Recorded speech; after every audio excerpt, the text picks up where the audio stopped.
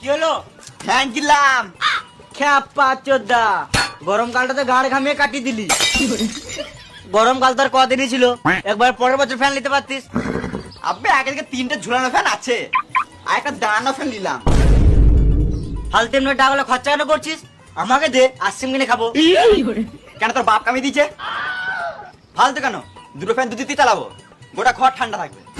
হ্যাঁ বুঝেছি, গানে মুখে হাওয়া খাবি। আরো 3টে ফ্যান অর্ডার দিয়ে এলাম। এখনো 3টে ফ্যান? তুই একটা কিনে লে। না থাক, গরমকাল তো আর কদিন, তোর ফ্যানের ঠান্ডা হাওয়া খেয়েই কাটিয়ে দেবো।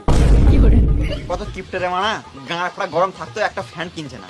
মনে মনে আমাকে গাল দিছিস? হ্যাঁ না না, বেশ গরম আছে, আমি ঘর যাই বুঝলি। বেশ, তোর ফ্যানের খানিক ঠান্ডা হাওয়া আমাকে খেতে দিস।